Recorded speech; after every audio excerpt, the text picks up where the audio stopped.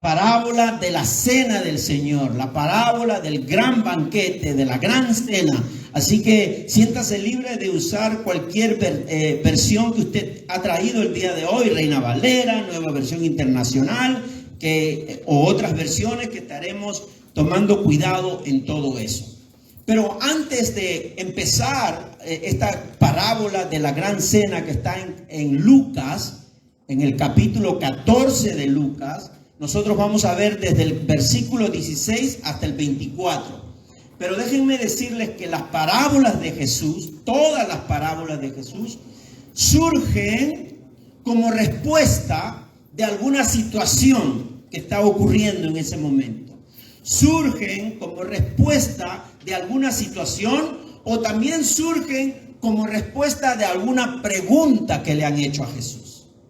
Entonces, esa es la razón por la cual Jesús trae una parábola, ya sea porque está ocurriendo algo y Él quiere enseñar algo, o ya sea porque le han hecho una pregunta. Pero también es importante identificar el contexto para entender correctamente lo que Jesús está enseñando a través de esa parábola. Si no tenemos el contexto claro, la parábola puede traer diversas interpretaciones que muchas de ellas se podrían alejar del contexto real, del contexto verdadero de la cual Cristo contó esa parábola. Entonces, eso es importante, y hoy vamos a meditar en esta parábola conocida como la gran cena o el gran banquete, que está en el libro de Lucas capítulo 14. Ustedes van a ver que el libro de Lucas 14 y 15 tienen muchas parábolas.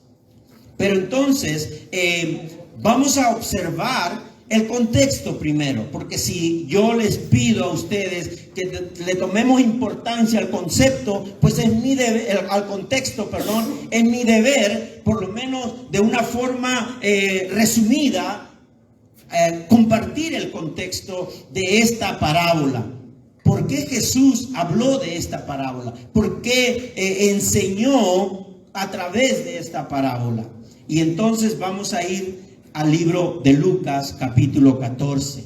Hemos orado a la hora de hacer la bienvenida, hemos orado a la hora de la hermana Magleni, también ha orado, nuestro hermano no le ha orado, hemos orado por nuestra hermana, y también debemos orar por este tiempo que Dios nos entrega en su palabra. Y usted tiene un gran privilegio que muchos cristianos de los primeros siglos no tuvieron, y muchos cristianos de los siglos donde hubo mucha persecución no tuvieron, que es esta preciosa palabra de Dios en nuestras manos. Y vamos a orar por eso, vamos a darle gracias a Dios, porque si el cristiano no entiende que es un privilegio tener la palabra de Dios consigo mismo, no sé cómo nos identificamos como cristianos. Así que les ruego, mis hermanos, que oremos antes de hacer la lectura de esta palabra. Padre, gracias, mi Dios. Gracias por todo lo que está sucediendo desde que llegamos a este lugar. Gracias, Señor, por tus bendiciones. Y hoy, en este momento, tenemos esa gran bendición de poder tener en nuestras manos tu revelación, tu palabra, Señor, tus escrituras, la cual tú has decidido que son estas las que son necesarias para edificarnos, para transformarnos, para corregirnos, para instruirnos en toda justicia. Señor, a través de tu Espíritu Santo, te pedimos, Padre Santo, de que nos abras el oído, abras nuestro entendimiento, abras nuestros corazones, doblegue, Señor, cualquier distracción que podamos tener durante este tiempo en la cual estamos oyendo lo que tú nos dices. Padre, ayúdanos, Señor, a que no solamente seamos oidores, sino también hacedores de lo que tú nos dices en tu palabra. Padre, en tus manos estamos, Señor. Aquí estamos. Ayúdanos a que realmente nuestro corazón reciba con gozo, y que también nuestro corazón sea transformado en esta mañana. En el nombre del Padre, del Hijo y del Espíritu Santo. Amén. El contexto, gracias mis hermanos, tomen asiento.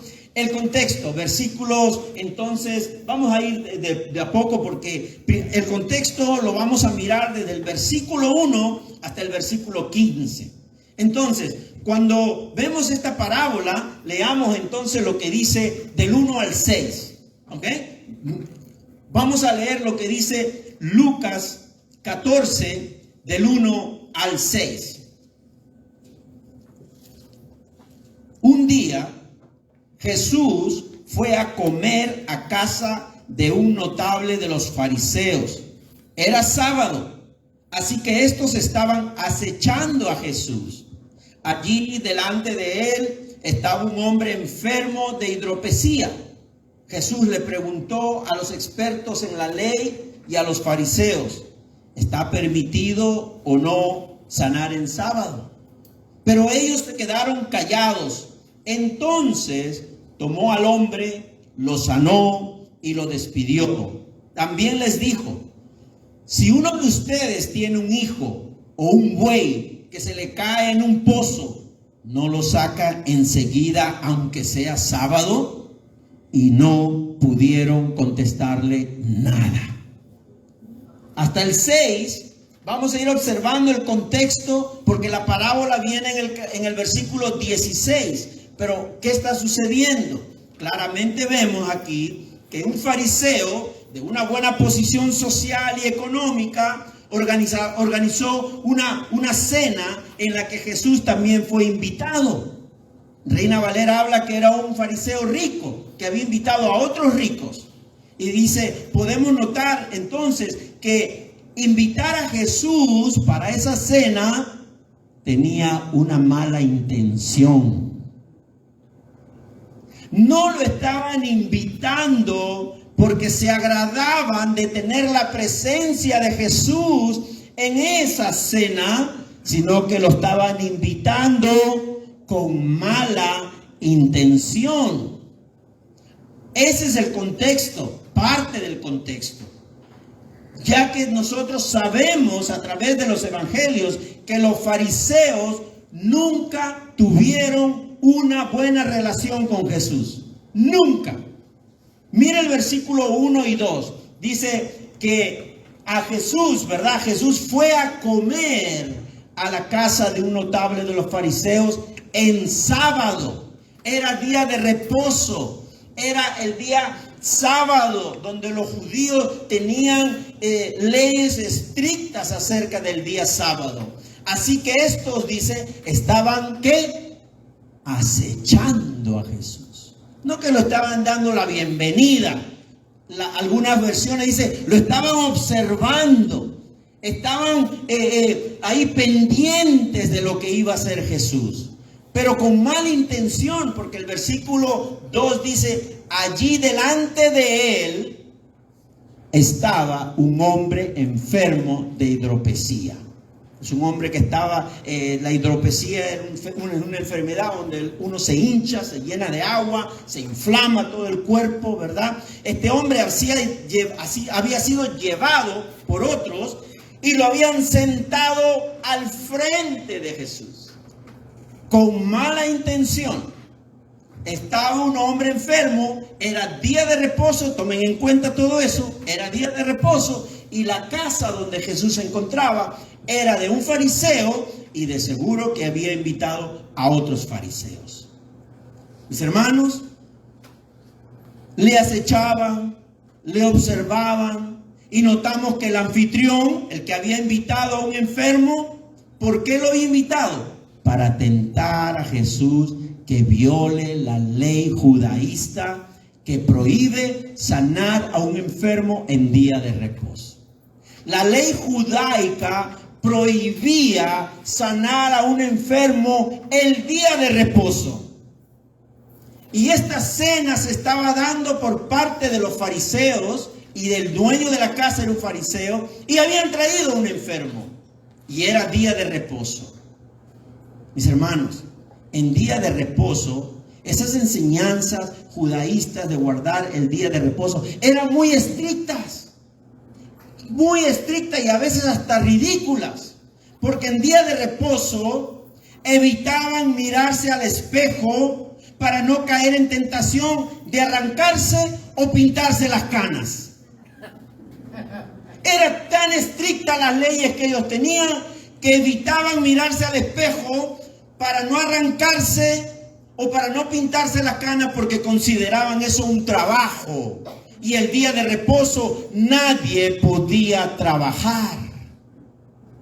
Entonces, la ley era tan estricta que en el día de reposo crearon muchas leyes justamente para evitar que las personas violaran las normas del día de reposo que ellos habían implantado. Ahora observemos el versículo 3 y 6. ¿Qué dice el versículo 3 y 6? Dice, Jesús le preguntó a los expertos en la ley y a los fariseos, ¿está permitido o no sanar en sábado? ¿Se dan cuenta? Jesús sabía que ellos lo estaban observando porque Jesús tenía al frente un enfermo y él, como es un Señor de compasión, de amor, de misericordia, de seguro que lo iba a sanar. De seguro que lo iba a sanar. Iba a hacer algo por ese hombre. Pero él hace la pregunta primero.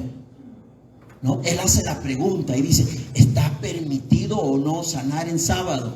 ¿Y qué contestaron ellos? Pero ellos se quedaron callados. Se quedaron callados, mis hermanos. Jesús pregunta y ellos callan. ¿Por qué? Porque sabían que la ley de Dios no prohibía hacer lo bueno en el día sábado. Ellos prohibieron sanar a un enfermo en el día sábado, pero la ley de Dios no prohibía hacer lo bueno en día sábado. Mis hermanos, mis hermanas, el verso 5 que nos dice, también les dijo, si uno de ustedes tiene un hijo, en Reina Valera dice si tiene un asno, pero aquí dice si tiene un hijo o un buey que se le cae en un pozo, no lo saque enseguida aunque sea sábado, y no pudieron contestarle nada. ¡Qué increíble! Ellos que armaron todo para hacer caer a Cristo en una trampa y no podían responder las preguntas que Jesús les hacía. Y aquí estamos viendo claramente que Jesús los confronta diciendo, si ustedes tienen alguna posesión, algo que les pertenece y se le cae a un pozo, pues ustedes no lo sacarían solo porque es día sábado. Ese es el aspecto general de esto, porque Nueva Versión Internacional dice, tiene un hijo, si ustedes tienen un hijo, en Reina Valera dice tiene un asno, ¿verdad? Y no es que este hijo de aquí es un asno, por favor. Ya yo he explicado en alguna oportunidad por qué Nueva Versión Internacional tiene algunas cosas un poquito diferentes, porque son hallazgos de otros originales que aparecieron recientemente en el mundo. Pero bueno, más allá de todo eso, cualquier fariseo rescataría su asno o su buey, aún en día de reposo. Claro que sí. ¿Saben por qué? No por amor al animal. No porque aman a su asno, no porque aman a su buey, no porque aman a su hijo. ¿Sabe por qué lo rescatarían hablando del asno y del buey? Porque les representaba ganancias. Ganancias. Y por lo tanto, mientras ellos le tendían trampas a Jesús, el Señor, ¿qué hacía? Les confrontaba su falsa religión. Eso era. Mientras ellos habían armado todo para que Jesús caiga en la trampa, de repente acusarlo de violar la ley, Jesús más bien los confrontaba en su falsa religión. ¿Se dan cuenta hasta dónde llega la religión comparado con la fe? Son dos cosas muy distintas. Dos cosas muy distintas, mis hermanos. Entonces, vamos a ver del 7 al 10. Seguimos en el contexto. ¿Qué dice del 7 al 10? Dice lo siguiente. Vamos a leer. Dice, al notar cómo los invitados escogían los lugares de honor en la mesa, les contó esta parábola. Cuando alguien te invite a una fiesta de boda, no te sientes en el lugar de honor, no sea que haya algún invitado más distinguido que tú. Si es así, el que los invitó a los dos vendrá y te dirá: cédele tu asiento a este hombre. Entonces, avergonzado, tendrás que ocupar el último asiento. Más bien, cuando te inviten, siéntate en el último lugar, para que cuando venga el que te invitó te diga: amigo, pasa más adelante a un lugar mejor. Así recibirás honor en presencia de todos los demás invitados. Todo el que a sí mismo se enaltece será humillado, y el que se humilla será enaltecido.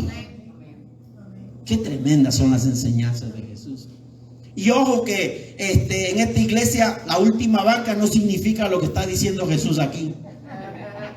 Ni tampoco significa lo que de repente en otros lugares aplica. La última banca es para los disciplinados, los que están castigados.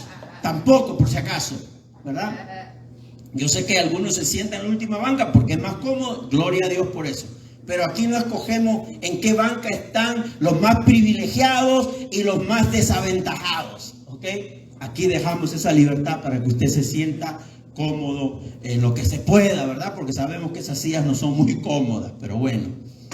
Jesús logra confrontar, mis hermanos, ¿saben qué? El pecado de orgullo. Qué difícil es ese pecado de orgullo. Jesús logra confrontar el pecado de orgullo que había en el corazón del anfitrión, del dueño de la cena, el que invitó, pero también de los otros. Todos tenían ese problema del orgullo. Primero, el querer sentarse cerca del anfitrión. Ya es un orgullo, ¿verdad? Yo quiero estar al lado del anfitrión, del que ha hecho la fiesta, porque era un fariseo rico. Y en el verso 11, ¿qué nos dice el verso 11, mi hermano? Dice, todo el que a sí mismo se enaltece será humillado, y el que se humilla será enaltecido. Es lo que Jesús está enseñando, lo que puede resultar de una acción de orgullo, del pecado de orgullo, o lo que puede resultar de una acción de humildad espiritual. ¿Cómo llevamos nosotros exteriormente nuestra vida cristiana? La gente dirá: ay, este hermano es muy orgulloso, o la gente dirá: este hermano es humilde. Pero miren lo que dice Jesús acerca de estas dos posiciones. Dice que se enaltece todo el que a sí mismo se enaltece será humillado. Y yo no tengo ningún derecho de humillar a nadie, pero será humillado por Dios mismo. Pero el que se humilla será enaltecido. Esas son las reglas del reino de Dios. Esas son las normas del reino de Dios. Ya está en nosotros ver cómo llevamos esta vida. O llevamos una vida cristiana de orgullo espiritual, o llevamos la vida cristiana de humildad espiritual. Y Jesús nos está enseñando esto, mis hermanos. ¿Saben por qué? Porque en nuestra cultura, decirle fariseo a alguien es sinónimo de decirle hipócrita. ¿Sí o no? Nadie de ustedes, ninguno de ustedes, ni yo, nos sentiríamos orgullosos que se nos diga fariseo, ¿verdad? A usted no le va a gustar que le digan fariseo, porque usted rápido interpreta. ¿Y qué le pasó al pastor? Me está diciendo que soy un hipócrita. Yo acostumbro a decir los miembros del Sanedrín, ¿verdad? Hombres intelectuales, hombres sabios, ¿verdad? Pero aquí la cosa es que en nuestra cultura fariseo rápido lo identificamos como hipócrita. Pero tengamos cuidado, porque vayamos al contexto. Para los judíos, ¿verdad? En el tiempo de Jesús, fariseo era una palabra de admiración. Era una palabra de exaltación. ¿Y saben por qué? Porque representaba a una persona que exageradamente era celosa de las cosas de Dios. Y eso los llenaba de orgullo. Ellos demostraban muchos celos en las cosas de Dios y eso los llevaba a sentirse orgullosos. Entonces, mientras que para nosotros decir fariseo es como decir hipócrita, en el tiempo de ellos decirle fariseo a uno de ellos era sinónimo de orgullo, porque se consideraban muy celosos en las cosas del Señor. Sin embargo, seguimos mirando este asunto, mis hermanos, porque en el 12 y el 14, que ya estamos avanzando en el contexto, dice lo siguiente: también dijo Jesús al que lo había invitado: cuando des una comida o una cena, no invites a tus amigos, ni a tus hermanos, ni a tus parientes, ni a tus vecinos ricos, no sea que ellos a su vez te inviten y así seas recompensado. Tiene una sabiduría las palabras de Jesús, porque es bueno, ¿verdad?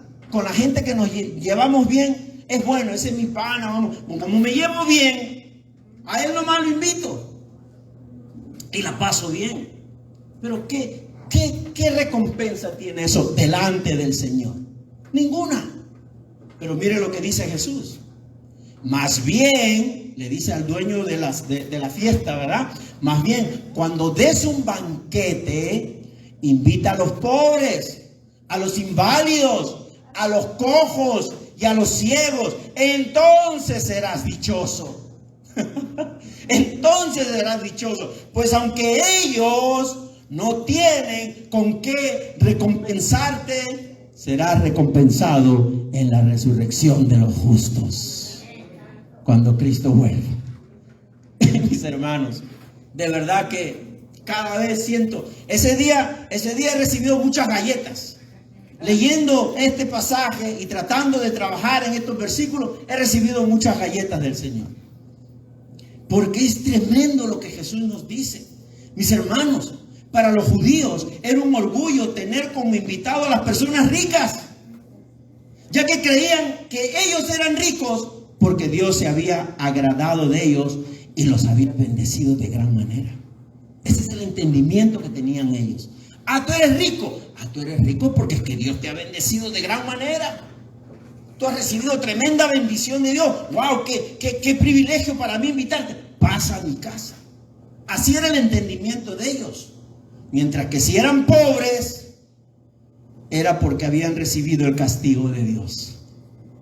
¿Se dan cuenta cómo ellos interpretaron las enseñanzas de Jesús? ¿Saben por qué aclaro esto? Porque para ellos, cuando Jesús le dice al anfitrión que será bienaventurado si invita a los pobres, a los mancos, a los cojos, a los ciegos, ellos tomaron las palabras de Jesús como ridiculez, como una tontería.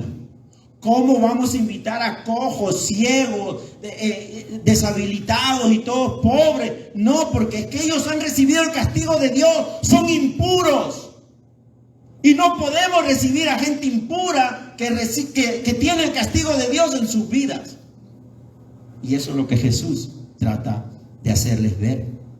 Porque según ellos, invitar a mancos pobres era invitar a un grupo de personas inmundas, un grupo de personas pecadoras, castigadas por Dios.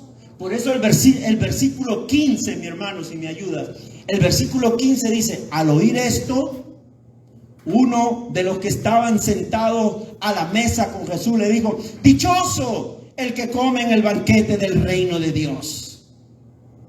Él no está hablando dichosos somos los que vamos a recibir a los pobres, a los cojos, a los ciegos. No, él está hablando, nosotros somos los dichosos, los que hemos recibido la bendición de Dios, los que hemos recibido de gran manera el favor de Dios.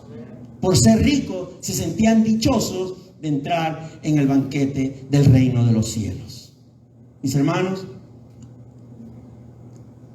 en este versículo 15, si nosotros parafraseamos, sonaría así: uno de los invitados se para y dice: Jesús, usted no tiene razón. Usted no tiene razón con decirnos que debemos invitar a cojos, pobres, mancos y que seremos bienaventurados si los invitamos a ellos. No olvide que nosotros somos hijos de Abraham. Eso siempre reclamaban. Nosotros somos hijos de Abraham. Ese es nuestro orgullo. Y por eso somos bienaventurados y somos los que vamos a disfrutar el banquete celestial que se nos ha prometido desde el Antiguo Testamento. Pero ya antes Jesús los había confrontado. ¿Qué dice Juan 8 del 31 al 33? Con respecto a ese orgullo que ellos tenían de decir, somos hijos de Abraham. Creían que por decir somos hijos de Abraham, ya tenían el cielo ganado. Jesús se dirigió entonces a los judíos que habían creído en él y les dijo, si se mantienen fieles a mis enseñanzas, serán realmente mis discípulos y conocerán la verdad y la verdad los hará libre. Y alguien dijo, nosotros somos descendientes de Abraham y nunca hemos sido esclavos de nadie. ¿Cómo puedes decir que seremos liberados? Qué orgullo que tenían, ¿verdad? Y qué necedad era el resultado de su orgullo. El orgullo los llevaba a ser necios, a no reconocer que el que les hablaba era el Mesías que ellos esperaban. Era el Salvador de su vida, el único camino, la verdad y la vida para alcanzar salvación. Pero su orgullo no permitió que pudieran avanzar en el camino verdadero. Así que mis hermanos, ese es el contexto del por qué se originó la parábola que la que vamos a estudiar ahora. Ahora es que recién voy a predicar. Muy bien, vamos, yo sé que no les gustó eso, pero bueno. No, va a ser corto, no se preocupen. Aquí la misma palabra se interpreta. Así que no va a ser necesario que hablemos mucho de mi persona, o sea, que yo hable mucho. Vamos a leer versículos 16 al 24, que es la parábola que nos es motivo de concentración ahora. Del 16 al 24. Dice, Jesús le contestó, cierto hombre preparó un banquete e invitó a muchas personas. A la hora del banquete, mandó a su siervo a decirle a los invitados, vengan, porque ya todo está listo. Pero todos, sin excepción, comenzaron a disculparse. El primero le dijo, acabo de comprar un terreno y tengo que ir a verlo. Te ruego que me disculpes. Otro adujo, acabo de comprar 5 yuntas de bueyes y voy a probarlas. Te ruego que me disculpes. Otro alegó, acabo de casarme y por eso no puedo ir. El siervo regresó y le informó de esto a su señor. Entonces el dueño de la casa se enojó y le mandó a su siervo, sal deprisa por las plazas y los callejones del pueblo y trae acá a los pobres, a los inválidos, a los cojos, a los ciegos. Señor, le dijo luego el siervo, ya hice lo que me mandó, lo que usted me mandó, pero todavía hay lugar. Entonces el Señor le respondió, ve por los caminos y las veredas y oblígalos a entrar para que se llene mi casa. Les digo que ninguno de aquellos invitados disfrutará de mi banquete, refiriéndose a los que habían rechazado su invitación. Mientras que el orgullo de los fariseos, en el contexto que hemos visto, era que por ser hijos de Abraham, iban a estar de seguro en el banquete del cielo. Jesús les da esta parábola. ¿Y saben qué, mis hermanos? Esta parábola nos va a enseñar dos cosas. Primero, que la gracia de Dios es rechazada por aquel que no reconoce su estado espiritual. La gracia de Dios es rechazada por aquel que no reconoce su estado espiritual. Y número dos, la gracia es apreciada por aquellos que se consideran inmerecedores del favor de Dios porque reconocen su condición espiritual. Esas son las dos cosas. Mientras que unos, ¿verdad?, rechazan la gracia porque no reconocen su estado espiritual, otros valoran, aprecian esa gracia porque reconocen en qué estado espiritual se encuentran. Mis hermanos, vamos a empezar con el primer punto. La gracia de Dios es rechazada por aquel que no reconoce su estado espiritual. Seguimos en la parábola, versículos 16 y 17. Ahí están los dos puntos para que quede claro, ¿verdad? Pero vamos a los versículos 16 y 17 de la parábola que vamos a meditar. Dice, Jesús le contestó, cierto hombre preparó un gran banquete, invitó a muchas personas. A la hora del banquete mandó a su siervo a decirle a los invitados, vengan, porque todo está listo, ya todo está listo. Mis hermanos, es para mí un gozo de verdad adentrarme en la palabra de Dios, porque quiero entender claramente, ¿verdad? Me voy para ese lugar, me voy para lo que ha sucedido, me sumerjo allí. ¿Y sabe qué encontré? Encontré que las invitaciones de las grandes celebraciones en el pueblo hebreo, en el tiempo de Jesús, tenía dos fases, tenían dos partes. Las invitaciones tenían dos fases. Primero, la primera fase, se comunicaba a los invitados el día que sería la gran cena, en este caso la gran cena. Lo primero que se hacía era comunicar a los invitados: mira, va a haber una cena tal día y estás invitado. Pero no se podía decir la hora, porque todo depende, ¿verdad? Si las patas de puerco son muy duras, ¿verdad? Son muy de un puerco viejo, había que darle más horas de cocinado, ¿verdad? No le sabe esa cosa, ¿verdad? Entonces todas esas cosas tomaba tiempo. No se podía decir a qué hora iba a ser la cena. Se sabía el día, pero no se sabía la hora. Esa era la primera parte de la invitación. La otra parte de la invitación es que se comunicaba a los que habían sido invitados y que habían aceptado asistir a la cena, que ya estaba listo, ahora sí ya pueden venir. Por eso que dice en el versículo 17, en el primero invitó a muchas personas, pero en el 17 mandó a su siervo a decir: vengan, porque ya está todo listo. Eran dos fases y podía pasar mucho tiempo. Primero la invitación, la comunicación, usted aceptaba, y cuando ya sabían quiénes habían aceptado, pues pasaba el tiempo, semanas, días o meses, y recién era el día del banquete. Y eso lo podemos ver en Esther, por ejemplo. Cuando Esther le hace la invitación al rey, yo creo que era el rey Asuero, ¿verdad? Creo, le dice: si le parece bien su majestad, respondió Esther, venga hoy al banquete que ofrezco en su honor, y traiga también a Amán. Este es un momento en que Esther le hace la invitación al rey. Pero después de eso pasan muchas cosas. Hasta parece ser que pasaron días. Y luego, en el versículo 14 del capítulo 6 de Esther dice: mientras todavía estaban hablando con Amán, llegaron los eunucos del rey y lo llevaron deprisa al banquete ofrecido por Esther. Dos fases tenían las invitaciones. ¿Y por qué esto es importante? Porque volviendo a Lucas, vemos en el versículo, mi hermano, si volvemos a Lucas, en el anterior, ese mismo, el 16. Y volviendo a Lucas, en el 17, dice: a la hora del banquete, mandó a su siervo a decirle a los invitados: vengan, porque ya todo está listo. Todo está listo. ¿Y qué ocurre en el versículo 18 al 20? Seguimos la parábola. Pero todos, o sea, todos los invitados, ¿verdad?, sin excepción, comenzaron a disculparse. ¿Cómo te vas a disculpar en la segunda fase? Se supone que en la primera, bueno, sí, estamos en el siglo XXI, es que pastor, a veces pasan inconvenientes, ¿verdad? Cosas inesperadas, yo no tenía ese. Está bien, lo entendemos, pero en ese tiempo, miren, noten aquí, porque esto es importante en la parábola que nos va a enseñar algo el día de hoy, o nos está enseñando que transforme nuestras vidas. El primero le dijo: acabo de comprar un terreno y tengo que ir a verlo. Te ruego que me disculpes. El segundo le dice: acabo de comprar 5 yuntas de bueyes y voy a probarlas. Te ruego que me disculpes. Otro alegó: acabo de casarme y por eso no puedo ir.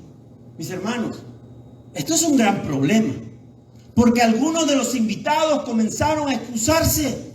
Bueno, la palabra dice: todos se comenzaron a excusar. Todos los que fueron invitados se comenzaron a excusar. Y esas excusas eran ridículas, estúpidas. ¿Por qué? ¿Por qué eran ridículas? Porque, mis hermanos, de repente, como dije hace un momento, en nuestra sociedad de hoy, nadie está libre de cosas inesperadas que nos impiden asistir a una invitación. Yo creo que mi hermana ya tiene la lista, ¿verdad?, para la celebración del Día de la Madre, del buffet. Ya tiene la lista. No, pero ya, usted ya dio la primera fase de la invitación. Ok, muy bien. Es la primera fase. Muy bien, esperemos que en la segunda nadie se excuse, ¿verdad? Pero que se anoten en el papel. Muy bien. Hoy se anotan todos porque la celebración es el sábado que viene. Amén, las madres están contentas de que le vamos a celebrar una nada más, ¿cómo? Ok. Amén, gloria a Dios. Como que están con frío hoy, están muy calladitos, ¿verdad? Pero bueno, mis hermanos, eran excusas ridículas. ¿Saben por qué eran excusas ridículas? Porque usted no va a comprar un terreno sin antes verlo. Bueno, algunos han hecho eso, ¿no? Han comprado algo desde su país aquí y cuando han venido se han dado por... Pero esto es lo que yo compré. Bueno, eso no está bien hacer esa cosa, ¿verdad? Usted primero ve lo que va a comprar, ¿no? Sabiamente, ¿no? Bueno, usted no va a comprar un terreno para que después que lo compre tenga que ir a verlo, si nunca lo ha visto. Es ridícula esa excusa. ¿Qué más podemos ver? Nadie compra una yunta de bueyes sin comprobar el estado de sus animales. De repente son bueyes que ya están por morirse, o bueyes que están todos flacos, o bueyes que están desnutridos, y nadie va a comprar una yunta de bueyes sin antes haber visto que cómo están esos animales. Qué excusa, ¿verdad? ¿Y cuál es la excusa del que se va a casar? Si los preparativos en la cultura hebrea duraban un año, y él sabiendo que se va a casar, ¿cómo va a aceptar la invitación? Él hubiera dicho en la primera fase, mira, te está invitando esta persona. Bueno, sabe que no puedo porque me voy a casar, estoy haciendo los preparativos. Por eso decimos que son excusas ridículas. Y para Jesús lo son. Para Jesús lo son. Porque si la primera parte de la invitación les llegó a ellos, debían haber dicho no. Jesús menciona estas excusas en estas parábolas. ¿Para qué? ¿Por qué Jesús se toma el tiempo de dar estos detalles? ¿Para qué? Para enseñar que algunos no querían ir a la cena, ya que menospreciaban al que le ofrecía la invitación. No tenían el valor en la primera fase de decir, no queremos ir porque no nos gusta esa persona. No lo aceptamos. No me cae bien. No, esperaron que él compre todo lo que era necesario para la cantidad que iban a ir y a la hora dicen que no. Mis hermanos, excusas ridículas. ¿Sabe qué? Jesús nos enseña que la gracia de Dios, que es Jesucristo, es rechazada por aquel que no reconoce su estado espiritual. Ellos no reconocieron que el que los estaba invitando representaba, teológicamente hablando, al Padre que ofrece la salvación a través de su Hijo Jesús. ¿Cuántos dicen amén? Amén. Vamos a despertar, mis hermanos. Ese orgullo de creerse autosuficiente no es compatible nunca con el camino de salvación y siempre será una barrera en torno a la comunión con Jesucristo. El llenarse de orgullo espiritual, que uno es mejor que otro, o los demás son más pecadores que uno, mis hermanos, eso va a afectar nuestro camino cristiano y siempre será una barrera en torno a la comunión con Jesucristo. Siempre. Y sí, de repente usted tiene razón. La persona que está al lado es demasiado, de repente, no entiende las cosas del Señor y a veces hasta a uno lo frustra. Pero ¿quién es usted para juzgarlo? Deje que el Señor lo juzgue. Deje que la palabra sea que lo confronte. Mis hermanos, el orgullo de creerse autosuficiente no es compatible con el camino de salvación. Y siempre será una barrera a la comunión con Jesucristo. Es por eso que Dios, conociendo el pecado de orgullo que ataca a todos los hombres, debe enviar a su Espíritu Santo para que sus escogidos sean convencidos por el poder del Espíritu Santo que son pecadores en necesidad de salvación. Porque el orgullo ataca a todos los hombres. A todos. Y Dios conoce ese pecado. Y Él sabe que ese es el pecado que impide la comunión con Él. Pero como Él tiene sus escogidos, debe enviar al Espíritu Santo con poder para convencer esas vidas y ellos puedan aceptar su condición espiritual y recibir la gracia de Dios, que es Jesucristo. Amén. Denle un aplauso al Señor. Sin la acción del Espíritu Santo y la palabra, nadie reconocerá o aceptará su condición de perdido y condenado. Por eso dije al principio, usted puede estar escuchando la palabra, o podemos estar escuchando la palabra de Dios. Podemos tenerla aquí como algo que nos impacta, que nos llama la atención. Pero sin el poder del Espíritu Santo, porque su carne sigue aumentando su vida, su costumbre y sus cosas en la carne, le impide que en el Espíritu usted pueda experimentar el poder de Dios para transformar sus vidas. Y no es que nosotros tenemos más poder que Dios, pero Dios deja, como hemos visto en el estudio de Tesalonicenses. Cuanto más duro es el corazón del hombre, Dios lo deja. Es más, Dios se lo endurece más. No creo que debemos llegar a esa situación, porque ¿alguien sabe cuántos sermones hemos predicado desde que usted ha llegado a este lugar por primera vez? ¿Usted tiene contado cuántos sermones usted ha escuchado? ¿O cuántos mensajes? Entonces, no solamente escuchar, es ponerlo en práctica. Es ponerlo en práctica. Pero el Espíritu Santo es necesario en esta comunión, porque sin la acción del Espíritu Santo no va a haber transformación. Primera de Corintios 12:13. ¿Qué dice Primera de Corintios 12:13?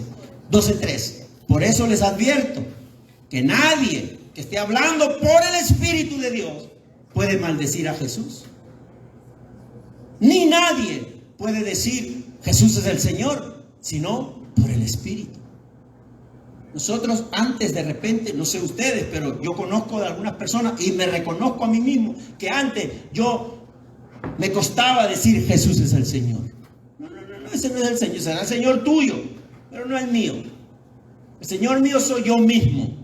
Yo me mando, yo me dirijo, yo me hago mis planes, yo soy dueño de mi destino. A mí no me nombre que Jesús es el Señor, será el tuyo. ¿Se da cuenta? ¿Sabe por qué ahora entiendo que hablaba así? Hablaba así porque el Espíritu de Dios no estaba en mí. Ahora reconozco que Jesús es mi Señor gracias al poder del Espíritu Santo. Mis hermanos, Gálatas 3:24. Así que la ley vino a ser nuestra guía, encargado de conducirnos a Cristo para que fuéramos justificados por la fe. Este es mi guía, ¿para qué? Para conducirme a Cristo y para vivir en la fe. No es mi guía para yo llenarme de conocimiento. Eso es bueno, pero no puede quedar allí. Es para llevarme a Cristo. ¿Por qué me lleva a Cristo? Porque yo solo estoy perdido. Sin Cristo no puedo hacer nada. ¿Qué dice 1 Tesalonicenses 1:5? Porque nuestro evangelio, dice Pablo, les llegó no solo con palabras, sino también con poder, es decir, con el Espíritu Santo y con profunda convicción. Como bien saben, estuvimos entre ustedes buscando el bien. Él estaba halagando a los que estamos estudiando el libro de Tesalonicenses. Vemos cómo Pablo halaga, ¿verdad?, a ese pueblo de Tesalonicenses, sumergido en la persecución, sumergido en todos los peligros que tienen. Pero él los exalta por su fe, por su convicción. Y acá les aclara, pues es que ¿saben por qué ustedes son así? Porque nuestro evangelio no les llegó solo con palabras. No es porque yo me llamo Pablo y les hablo bonito o porque yo le caigo bien. No, el evangelio hizo transformación en su vida porque le llegó no solo con palabras, sino también con poder, o sea, con el Espíritu Santo y con profunda convicción. Yo sé que la Biblia dice que la fe es por el oír la palabra. Pero mi hermano, lea la palabra 7 días a la semana, 24 horas, aquí a la vuelta de la esquina. ¿Será cierto que se transformarán todos los que oyen? Es que no habrá transformación si no es por el poder del Espíritu Santo. Si no es por el poder del Espíritu Santo. No habrá transformación en nuestras vidas si no es por el poder del Espíritu Santo. Mis hermanos, el orgullo de estos invitados de la parábola los lleva a ¿qué? A menospreciar con esas excusas que estaban haciendo. Menospreciando a quien les estaba haciendo la invitación. Y una invitación inmerecida. Porque ellos se creían buenos y perfectos. Pero aún eso era una invitación inmerecida. Mis hermanos, por lo tanto, no participarán de la cena. ¿Quién dijo? Jesús mismo. No participarán de la cena. Su orgullo, su necedad, su oscuridad no los dejará participar de la cena. Lucas 14:24. Les digo, el mismo Lucas, me estoy adelantando un poco. Por eso digo, ¿quién dice que no van a participar? Ellos dicen, nosotros vamos a participar. Somos hijos de Abraham. ¿Y qué le dice Jesús? No van a participar. Les digo que ninguno de aquellos invitados disfrutará de mi banquete, dice Jesús. ¿Ah? Tremendo, ¿verdad? Todos los que se excusaron. Que compré una tierra, tengo que ir a verla. Que compré una yunta de bueyes, que quiero ver esos animales. Que ya me casé y que tengo que ir a ver a mi esposa porque si no, se molesta conmigo. Excusas. Mis hermanos, no sé, pero la única manera de seguir firmes en medio de todas estas distracciones que tenemos todos los días, bombardeados de distracciones, a tal punto que ¿saben qué, mis hermanos? Ya nos hicieron esclavos del celular. Ya somos esclavos del celular. No, me dice que no. Ya somos esclavos del celular. Bueno, es tiempo que el Espíritu Santo obre en nosotros. Si usted va a ser esclavo del celular, ojalá que el celular solamente hable de Cristo. Ojalá. Pero ¿sabe qué, mi hermano? ¿Hasta dónde esta parábola nos puede el día de hoy transformar nuestros corazones? Niños, jóvenes, adultos, ancianos, todos juntos. ¿Cómo puede transformar nuestras vidas? Debemos preguntarnos entonces, ¿qué importancia tiene Jesucristo en nuestro diario vivir? ¿Qué importancia tiene Jesucristo en nuestro diario vivir? Yo sé que no nos vamos a apartar de esto. Es difícil apartarse de esto, porque hasta mi trabajo se basa en esto. El trabajo en el college ahora, como enseño online, tengo que estar pendiente porque mis estudiantes me llaman, me mandan mensajes. O sea, tengo que estar con esto en la mano. Pero hasta dónde esto me domina y me distrae de mi vida cristiana. Yo sé que hay muchos chistes bonitos, sé que hay muchas cosas bonitas ahí que nos hacen distraer un poco y eso. Ok, mis hermanos, los cristianos no podemos tampoco apartarnos del entretenimiento sano. ¿Sano a qué me refiero? Que glorifique a Dios. Pero tenemos que tener un balance, y el único que nos puede dar balance es en una comunión verdadera con Jesucristo. Solo así podemos tener un balance correcto. ¿Qué dice mi hermano? Yo hago esa pregunta de qué importancia tiene Jesucristo en nuestra vida, en nuestro diario vivir, porque ¿qué dice 1 Corintios? Por lo tanto, si alguien piensa que está firme, tenga cuidado de no caer. Ustedes lo saben de memoria. Si alguien piensa que está firme, cuidado, que tenga cuidado de no caer. La palabra misma nos confronta. Mientras nos veamos a nosotros mismos como perfectos, como merecedores de la gracia de Dios, Jesús ocupará un segundo plano en nuestras vidas. Así va a ser. Mientras que nos creemos merecedores, mientras nos llenamos de orgullo cristiano, de espiritual, mientras pensemos que estamos bien, Jesucristo ocupará un segundo plano en nuestras vidas. Puede ser que ya no seas el mismo de antes. De repente usted esta tarde al salir te ve, pastor, un momento, usted se equivocó conmigo. Yo ya no soy el mismo de antes. Le recuerdo que yo he cambiado, que estoy siendo transformado. Sí, mi hermano, yo veo eso. Pero lo que estoy diciendo es que si en verdad has cambiado, te recuerdo que si apartas a Cristo de tu vida, no producirás frutos de santidad. Si apartas a Cristo de tu vida, no vas a producir frutos de santidad. Así de sencillo. Voy a pasar ahora al segundo punto. La gracia de Dios es apreciada por aquellos que se consideran inmerecedores del favor de Dios porque reconocen su condición espiritual. Es necesario que el día de hoy reconozcamos nuestra condición, no la condición del que está al lado, porque vamos a encontrar todos los defectos. Es más, nos va a faltar lapicero y papel para anotar. Estamos hablando de que los que reconocen su condición espiritual. Versículos 21 al 24. ¿Qué dice la palabra? El siervo regresó y le informó esto a su señor. Después de las excusas.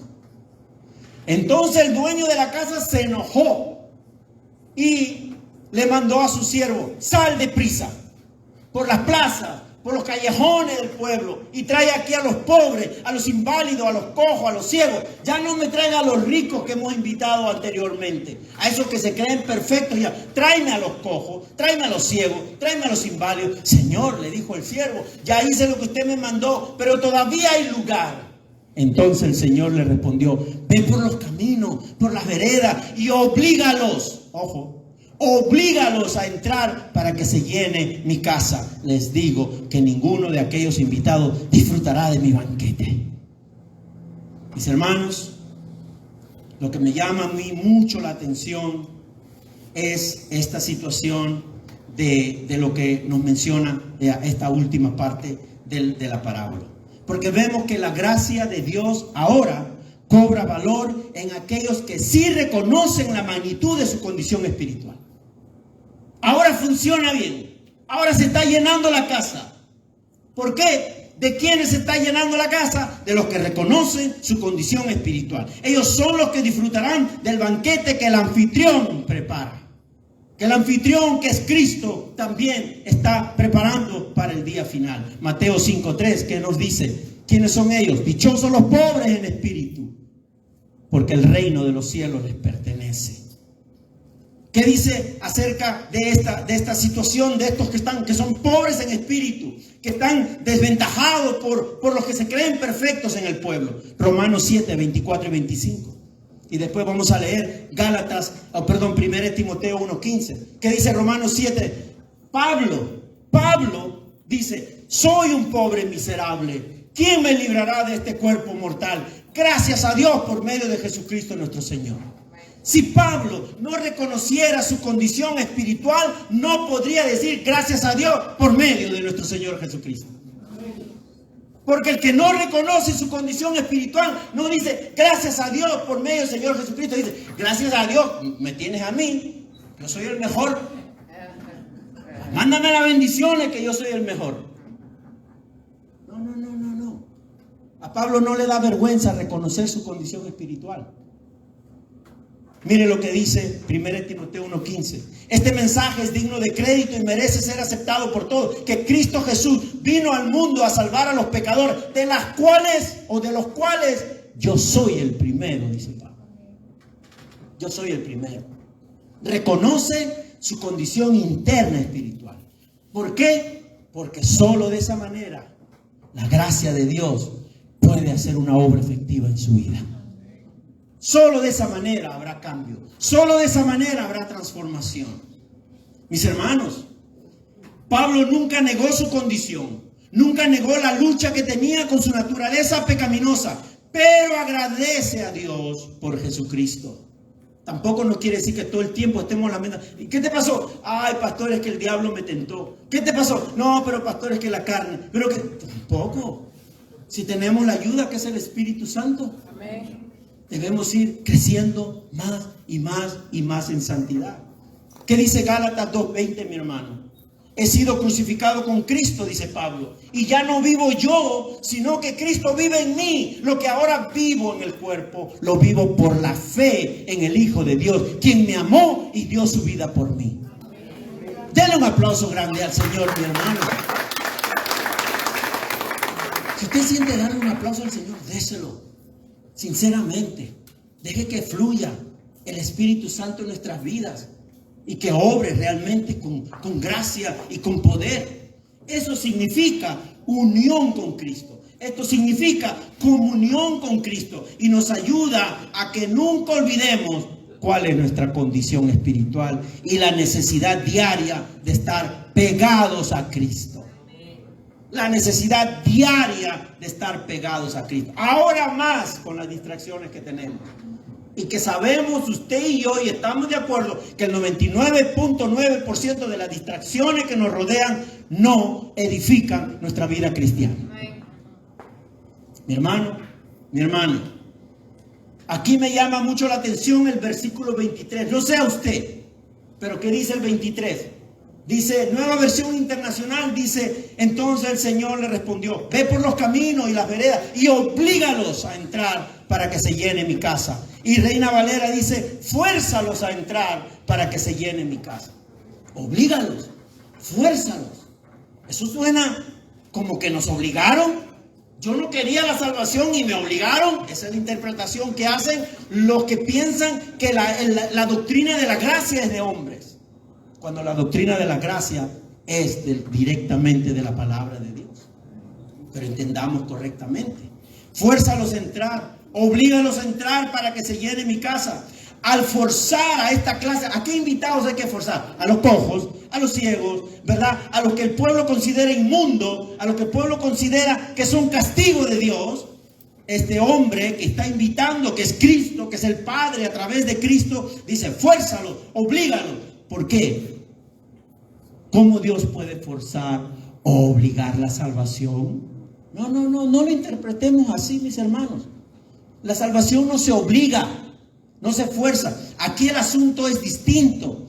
No es que ellos rechazan la invitación y hay que obligarlos a venir. No están rechazando. El versículo no dice en ningún momento que ellos rechazaron. Los cojos, los mancos, todos esos impuros, según el pueblo, no están rechazando, no están excusándose, sino que estos invitados no están rechazando la invitación, pero había que obligarlos porque ellos se sentían indignos de aceptar la invitación.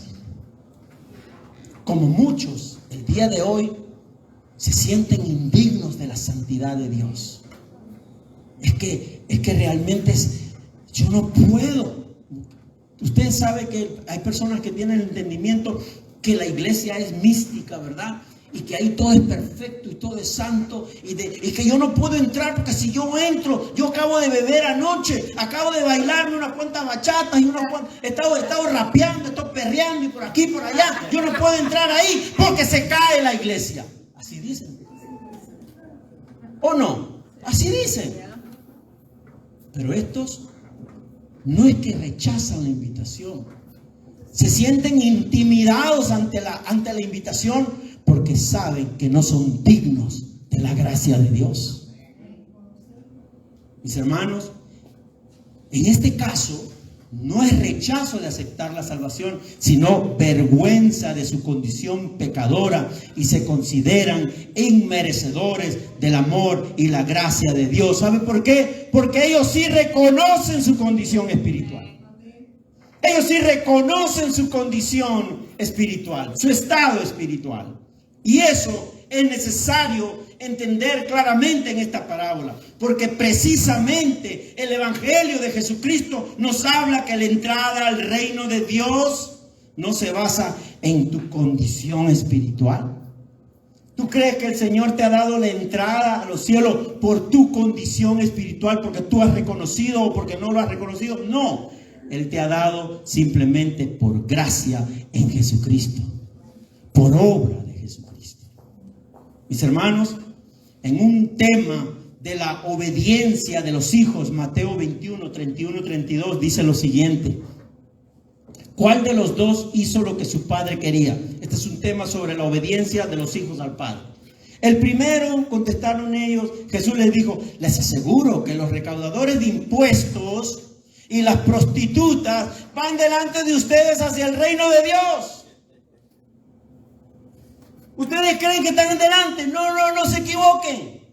Son los publicanos, los recaudadores de impuestos, las prostitutas las que van delante de ustedes hacia el reino de Dios, porque Juan fue enviado a ustedes a señalarle el camino de justicia y no le creyeron. Pero los recaudadores de impuestos y las prostitutas sí le creyeron. E incluso después de ver esto, ustedes no se arrepintieron para creerle. ¡Qué necedad tan grande! Mis hermanos, versión Reina Valera dice: las rameras y los publicanos, ¿qué pasa con ellos? Se reconocieron pecadores, en necesidad de Cristo, en necesidad de salvación. Entonces fueron aceptados, creyeron y fueron aceptados, ya que reconocen su condición espiritual. Y ya estoy terminando. ¿Qué dice Lucas 5, del 29 al 32? Mis hermanos, luego Leví le ofreció a Jesús un gran banquete, otro banquete, en su casa, y había allí un grupo numeroso de recaudadores de impuestos y otras personas que estaban comiendo con él. Pero los fariseos y los maestros de la ley, que eran de la misma secta, les reclamaban a los discípulos de Jesús: ¿por qué comen y beben ustedes con recaudadores de impuestos y pecadores? No son los sanos los que necesitan médico, sino los enfermos, le contestó Jesús.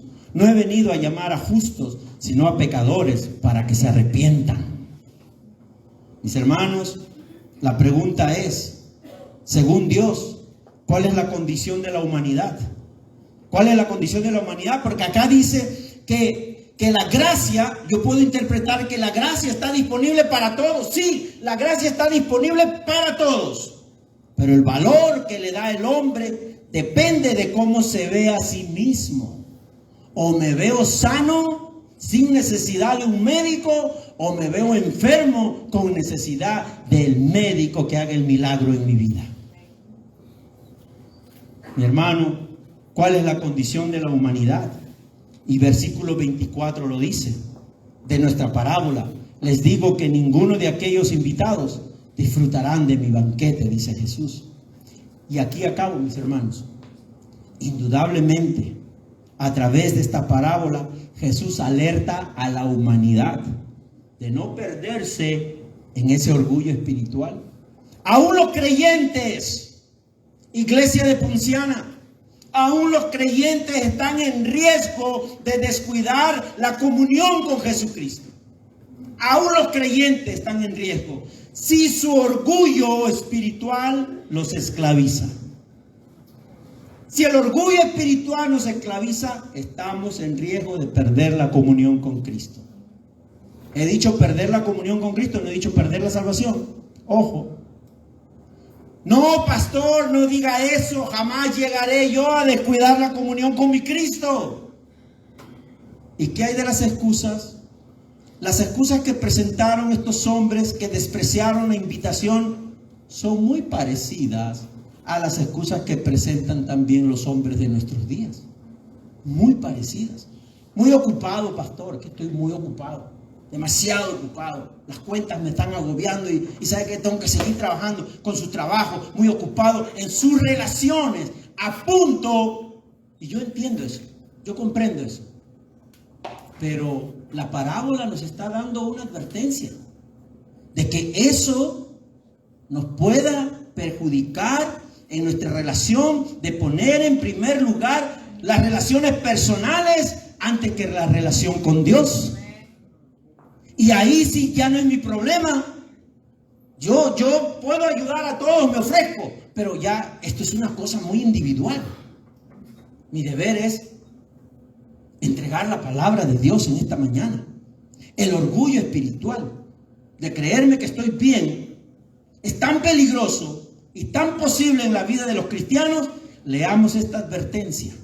Apocalipsis capítulo 3. Mire la advertencia que hace el Señor a la iglesia de Laodicea. Esto dice el Amén, el testigo fiel y veraz, el soberano de la creación de Dios. Conozco tus obras. Sé que no eres frío ni caliente. Ojalá fuera lo uno o lo otro. Por tanto, como no eres ni frío ni caliente, sino tibio, estoy por vomitarte de mi boca. Dices: soy rico, me he enriquecido y no me hace falta nada. Pero no te das cuenta de cuán infeliz y miserable, pobre, ciego y desnudo eres. Mis hermanos, Dios identifica a los cristianos de la Odisea como tibios ¿Y qué llevó a esta iglesia a ese estado de tibio? Que ya no era ni caliente, bueno fuera que sean o caliente o frío, pero eran tibios. ¿Y qué los llevó a eso? Versículo 17. Porque ellos dicen, soy rico, me he enriquecido, ya no me hace falta nada. ¿Ya para qué sigo esta vida cristiana si ya lo tengo todo? Hermano, mi hermana, una cosa es lo que ellos creían que eran y otra cosa es lo que Dios identificaba en ellos. ¿Y qué identificaba Dios en ellos?